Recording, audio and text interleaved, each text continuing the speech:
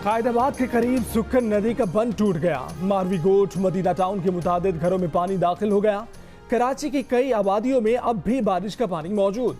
शहरियों को शदीद परेशानी का सामना। कई सड़कों पर गाड़ियां और मोटरसाइकिलें बंद हो गईं। कई इलाकों में पीएमटीज में धमाके हुए, तार टूट गए। नॉर्थ नाज़िमाबाद की केडीए चुरंगी से बरसाती पानी की निकासी कर दी गई। एनडीएमए का कहना है कि कराची के नाले और उनके चौक पॉइंट क्लियर कर दिए गए हैं। गुज्जर नाले समेत बड़े नालों में एफडब्ल्यूओ की 9 टीमें काम कर रही हैं। आज सबसे ज्यादा बारिश फैसल बेस पर 127 मिलीमीटर रिकॉर्ड की गई। शहर में बारिश थमने का फिलहाल कोई इम्कान नहीं। महकमा मौसमियात ने हालिया मानसून सिस्टम से जुमेरात की सुबह तक मजीद बारिश का इम्कान जाहिर कर दिया।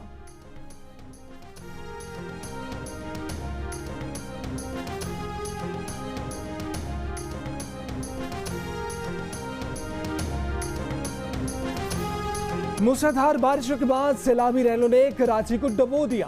किमाड़ी से सुरजानी हर जगह जाने पानी की हुक्मरानी। शहर की मरकजी शाहराहें पानी में गायब हो गईं। कई मकामात पर गटर उबल गए। गंदा पानी सड़कों पर आ गया। तेज बहाव मोटरसाइकिलों और गाड़ियों को बहा ले गया। शहरी बेबसी से अजियतनाक सूरत हाल देखते रह गए। मंजिलों को जाने वाले सड़कों पर रुल गए। नशेबी इलाकों में घुटनों घुटनों पानी खड़ा हो गया। मकानों में डेरा डालकर बैठ गया। मुख्तलिफ हादसात में 2 अफराद जाम हाल। मलीर के थंदो डैम में शगाफ बढ़ गया। करीबी देहात मुतासिर होने का खतरा बढ़ गया। कराची में 36 साल के दौरान अगस्त की बारिशों का रिकॉर्ड टूट गया। गुलिस्तान जौहर में पहाड़ी तौदा गाड़ियों पर आ गिरा। देखने वालों की चीखें निकल गईं। खुशकिस्मती से कोई जानी नुकसान नहीं हुआ।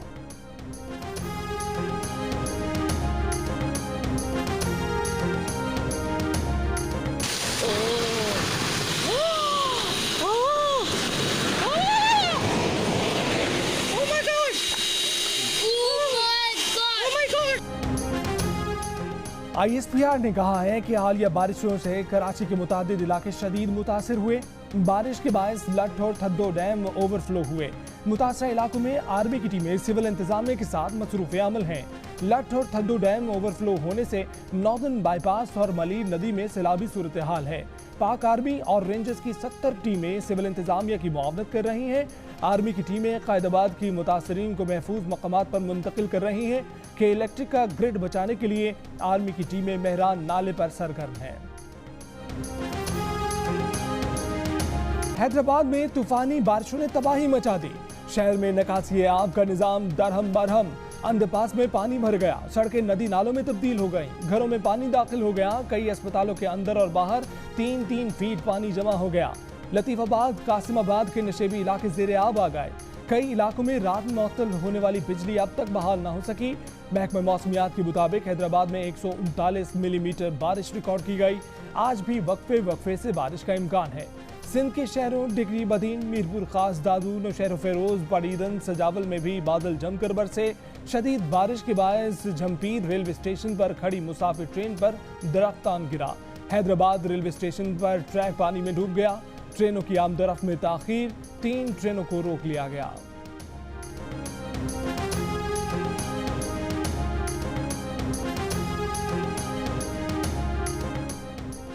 अपोजिशन की जानिब से मुखालफत के बाद सेनेट ने इंसदाद मनी लॉन्ड्रिंग तरमीमी बिल और इस्लामाबाद वक्फ प्रॉपर्टी बिल कसरत राय से मुस्तरद कर दिया। कायदे एवान शहजाद वसीम और अपोजिशन अरकान के दरमियान सख्त जुमलों का तबादला हुआ। सेनेट का वक्फा सवालात मौखर होने पर अपोजिशन ने सेनेट से एहतजाजन वॉकआउट किया।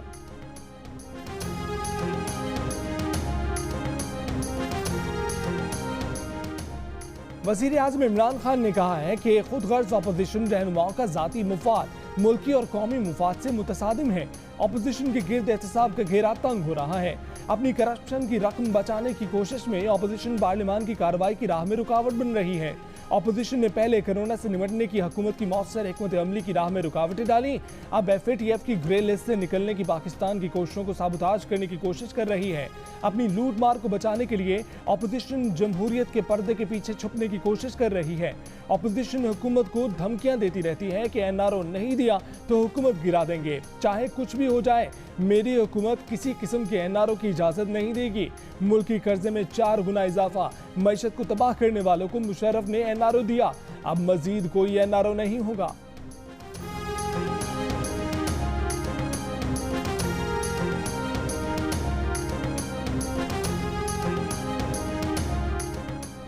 साबिक वजीर आजम शाहिद खाकान अब्बासी ने कहा है कि इमरान खान के सिलेक्टेड चेयरमैन की गैर कानूनी तरीके से बिल मंजूर कराने की कोशिश अपोजिशन ने मुस्तरद की।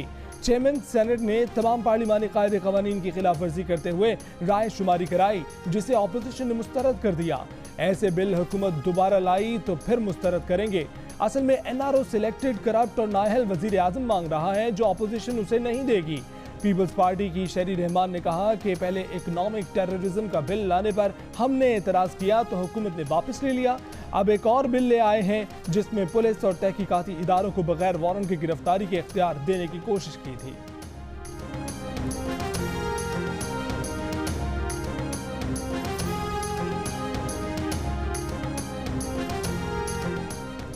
वफाकी काबीना ने नवाज शरीफ को वतन वापस लाने की मुत्तफका मंजूरी दे दी। वजीर आजम इमरान खान ने कहा कि किसी भी किस्म की कोई ब्लैकमेलिंग बर्दाश्त नहीं की जाएगी। नवाज शरीफ को वतन वापस लाने के लिए कानूनी पहलुओं का जायजा लिया जाएगा। हुकूमत की लीगल टीम को साबिक वजीर आजम नवाज शरीफ को वापस लाने का टास्क सौंप दिया गया। वफाकी काबीना ने मालियाती पॉलिसी बोर्ड में मारूफ इकोनॉमिस्ट की नामजदगियों और बलूचिस्तान में इंसदादी दहशतगर्दी एक्ट के तहत FC की खिदमात लेने की भी मंजूरी दे दी।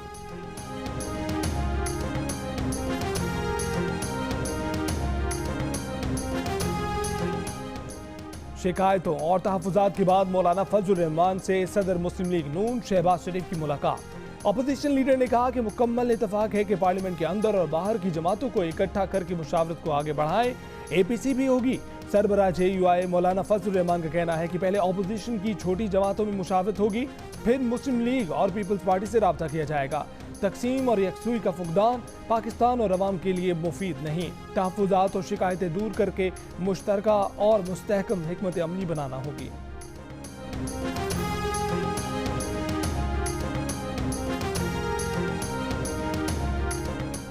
हुकूमती मुज़ाकराती टीम और निजी बिजली घरों के दरमियान मुज़ाकरात मुकम्मल।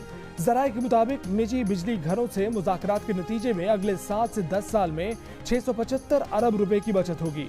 हुकूमती मलकियती कोयले गैस से चलने वाले कारखानों पर यही असूल लागू हुए तो अगले 20 से 25 साल में 5000 अरब रुपए बचत होगी। निजी बिजली घरों का मुनाफा मकामी सरमायाकारों को डॉलर की बजाय रुपए में अदा किया जाएगा। बैरूनी सरमायाकारों का मुनाफा डॉलर्स में होगा, लेकिन शरह 15% से कम होगी। काबीना से मंजूरी के बाद हुकूमती इदारे निजी बिजली घरों से बाकायदा मुआहदा करेंगे।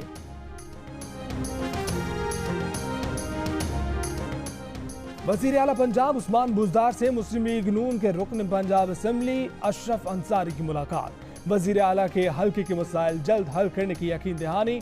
उस्मान बुज़दार ने कहा कि साबिक हुक्मरानों की तरह नुमाइशी मंसूबों पर नहीं बल्कि अवामी ज़रूरियात के मुताबिक प्रोजेक्ट्स पर काम कर रहा हूँ। कहा कि गुजरावाला को इसका जायज़ हक देंगे। गुजरावाला को मोटरवे से लिंक करने से मुतल्लिक जल्द खुशखबरी देंगे।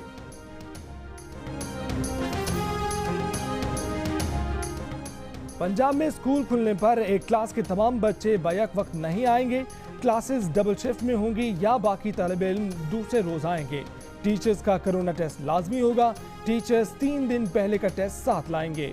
खैबर पख्तूनख्वा में तालीमी इदारे 15 सितंबर से खोलने का एलामिया जारी। स्कूलों को जरासीम कुश मवाद और साबुन की फराहमी यकीनी बनानी होगी। तमाम स्कूलों के स्टाफ को कोरोना SOPs पर अमल दरामद करने की तरबियत दी गई है। स्कूल्स में सैनिटाइजर्स और मास्क के इस्तेमाल को लाजमी बनाया जाएगा।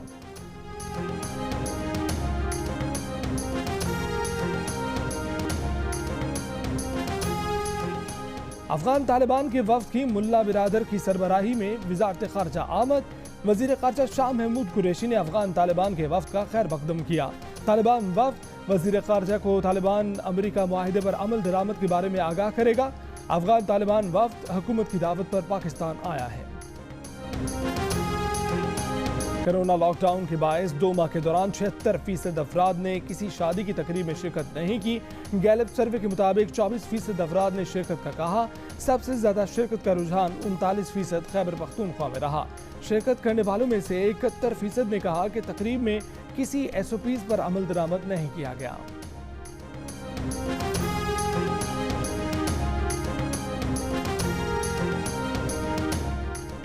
एडिटर इन चीफ जंग और जियो ग्रुप मीर शकील रहमान 166 रोज से कैद में। मीर शकील रहमान की गिरफ्तारी, रोजनामा जंग, दी न्यूज और जियो TV बंद करने की कोशिशों के खिलाफ मुख्तलिफ शहरों में एहतजाज का सिलसिला जारी।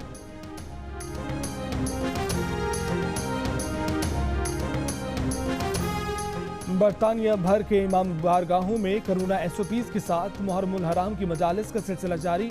नवासे रसूल इमाम हुसैन की यजीदी फौज के हाथों शहादत के गम में लंदन में भी मजालिस का इनेकाद। सिंध, कश्मीर, पंजाब, खैबर पख्तूनख्वा, मशरकी बलोचिस्तान के कुछ हिस्सों में बारिश। मुल्क के ज्यादातर इलाकों में मौसम गर्म और मरतूब रहा। सबसे ज्यादा दर्जा हरारत नौकुंडी में 43 डिग्री सेंटीग्रेड रिकॉर्ड किया गया। गिलगित में 40, कोयटा और पेशावर में 38, इस्लामाबाद में 36, लाहौर 35, कराची 33, जम्मू और श्रीनगर में 32 और लेह में ज्यादा से ज्यादा दर्जा हरारत 24 डिग्री सेंटीग्रेड रिकॉर्ड किया गया।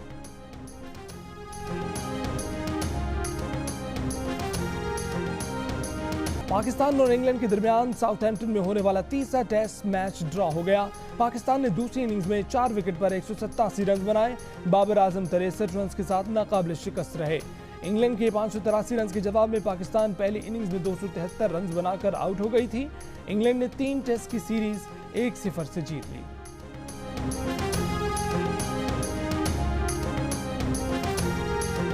और क्या नगीन को मिल पाएगी सुल्तान से निजात? जानने के लिए देखिए प्रोड्यूसर्स अब्दुल्ला कादवानी और असद कुरैशी की 7 स्काई एंटरटेनमेंट की ड्रामा सीरियल दीवानगी की आखिरी किस्त कल रात 8 बजे सिर्फ जियो पर।